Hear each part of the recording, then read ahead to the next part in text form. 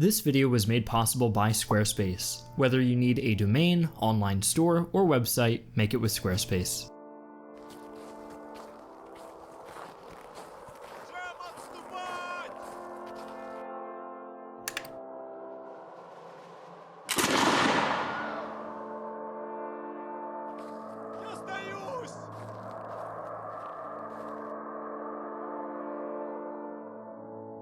For much of Scandinavian history, the balance of power has been maintained by just 4 states: Sweden, Norway, Denmark, and the less obvious one, Russia.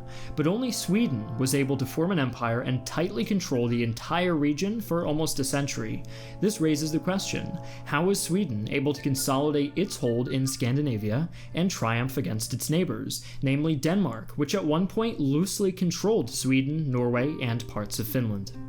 In order to understand Sweden's ascent to empire status, we need to travel back to the end of the 14th century, when Sweden, along with Norway, were ruled by the King of Denmark, in what was known as the Kalmar Union. It would take more than a century for the Swedes under King Gustav I Vasa to successfully break away from Danish rule in 1523.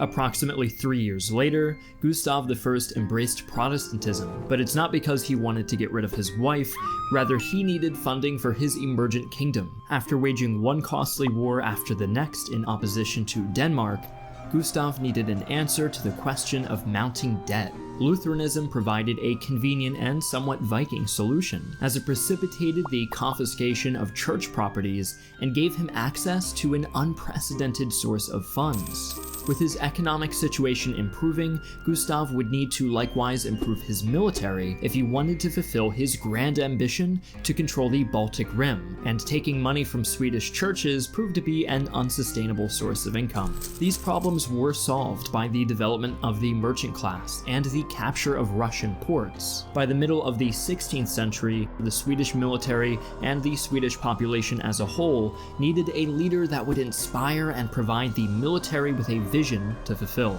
As you may have guessed from the thumbnail of our video, this leader was none other than Gustavus Adolphus the Great, who had near single-handedly transformed Sweden into an empire. Born in 1594, Gustavus, or as he was known in Swedish, King Gustav II Adolf, inherited the Swedish throne at only 16. At an age when most of us are concerned about getting a driver's license, Gustavus had to worry about 3 ongoing wars he inherited against Denmark, Poland, and Russia. There was no limit to Gustavus's courage. He often directed his troops on the front line, disregarding his own safety. And thanks to the example he set and his emphasis on instilling discipline in his troops, Gustavus found success in 2 of the 3 wars he inherited. Even before the aforementioned conflicts were over, he had involved Sweden in one of the bloodiest wars in European history, the 30 Years' War. This massive conflict was the result of religious disputes in the Holy Roman Empire between Protestants and Catholics, and in 1630, Sweden joined the side of the Protestants, inflating what was originally a widespread religious revolt into a complete European total war. Before we examine Sweden's success in the 30 Years' War, we must first understand Gustavus's military innovations. As we described in our video, Why Did Soldiers Fight in Lines?, European armies during the early modern era were deployed in squares of pikemen and musketeers until the widespread adoption of linear tactics, a system developed by Maurice of Nassau. While Maurice's linear system was more effective than the pike square which preceded it, it was not perfect. Gustavus would fine-tune this method, and his model would remain in use until the French Revolution, almost entirely unchanged.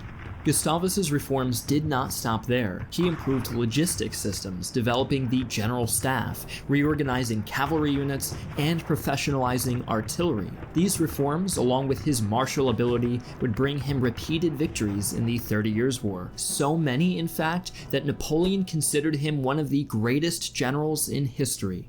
Gustavus himself commanded the Swedes successfully at several battles during the war, most notably at Breitenfeld in 1631 and Lutzen in 1632, the latter of which resulted in his death. Even with Gustavus gone, however, the Swedish army continued to be successful on the battlefield, and in 1655, when the 30 Years' War ended, the Kingdom of Sweden controlled several small German states.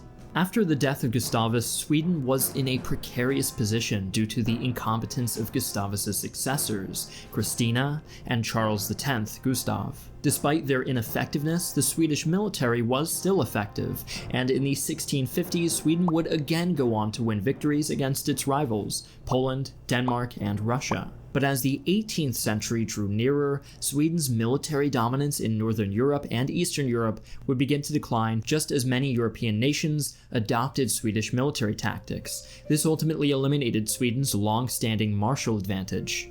Although Sweden did participate in more limited conflicts during the reign of Charles XI, who held the throne during the later parts of the 17th century, most of the king's energy during this time was spent on reforming the bureaucracy and nobility of the country. Charles XI's most notable accomplishment was his conversion of the Swedish government from a semi-parliamentary state to a near-absolute monarchy, which allowed him to reform the country's budgetary process and thus provide more funds for future wars. Charles XI died at the age of 41, leaving his 15-year-old son, Charles XII, as king, and it was at this point where Sweden would never fully recover. A mere 3 years after Charles XII was crowned, the enemies of Sweden, including Russia and Poland, decided to take advantage of the king's inexperience and declared war. This conflict, which would be known as the Great Northern War, would last over 20 years. Sweden was initially successful in the war, but the tide turned quickly after the disastrous Battle of Poltava, which resulted in the capture of almost the entire Swedish army. To add insult to injury, the Danish decided to make several incursions into Swedish territory. It was while fighting the Danes that Charles himself was killed in battle in 1718, approximately a decade after Poltava. The Great Northern War continued until 1721, but the Swedes saw no further successes. When the war ended, Sweden had lost Ingria, Estonia, and Livonia to the Russians, and several small Scandinavian territories to the Danes. And it was in that year, 1721, that marked the end of the Swedish Empire. Sweden would continue to play a role in European affairs throughout the 18th and 19th centuries, but its role would remain a minor one due to continued defeat at the hands of its neighbors. By the end of the Napoleonic Wars, Sweden took a stance of neutrality, which persisted during both of the World Wars. Now back to our sponsor. Recently, Squarespace has made my life a lot easier. This website building platform offers a wide array of customizable design templates to get started with. 8 new ones have been released in this year alone. From that point, its intuitive interface and diverse toolkit allow virtually anyone to build a website. You really don't need to be computer savvy or an artist to do this stuff. But should you have any questions, the reliable customer support team is always there to provide answers. With all of this in mind, we highly recommend you use Squarespace for any website project imaginable, be it for school, work, or just for fun. Check out Squarespace and register for a free trial using squarespace.com/armchairhistorian. It's as easy as clicking the link in the description below and getting started. When you're ready to launch, use the offer code ARMCHAIR for a 10% discount on your first website or domain purchase. Thanks for watching. I'd like to thank the Armchair Historian team and my general staff on Patreon. We just hit a new goal recently on our Patreon page, which is really awesome. Right now we're looking to hire a couple freelance animators to help us improve the production of these videos. And just a quick update, unfortunately we don't have a video for you on the 31st, so I'll see you next time in September with the history of Prussia. Thanks again.